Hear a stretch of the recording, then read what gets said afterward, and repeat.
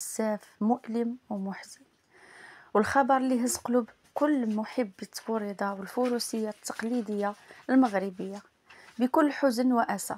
تلقينا خبر وفاة أبا التهامي المعروف عند الجميع بلقب مول القلة، الرجل اللي كان رمز من رموز تبوريضة وصوت من الأصوات اللي كانت كتخلي الأرض تهتز في المواسم والمهرجانات.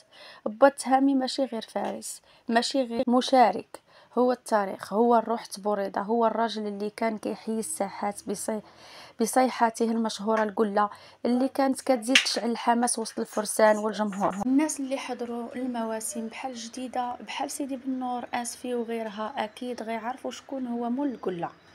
كان وقفوا وحده كيحكي، اللباس التقليدي، العصا، الصوت القوي، الحضور المهيب، وكان محبوب من الجميع الصغير قبل الكبير. ماشي سهل تفقد إنسان بحال با التهامي، لأنه كان كيحمل معه تراث وكيعيش الثقافة المغربية الأصيلة بكل فخر واعتزاز، وكان كيعلم الأجيال معنى الرجولة، التقاليد والوفاء للفروسية.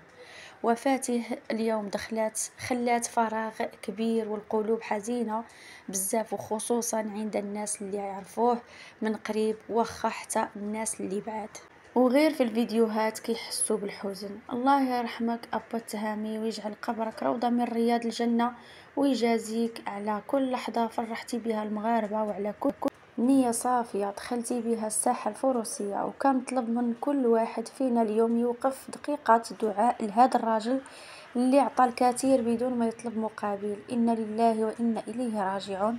شاركونا ذكرياتكم مع مول القلة، واش سبق ليكم شفتوه، سمعتوا صوته، تفرجتوا عليه؟ اكتبوا لينا في التعليقات، وما تنساوش تبارطاجيو الفيديو باش الدعاء يوصل لأكبر عدد والناس تفكر با التهامي بالخير، لأنه يستاهل الخير كامل.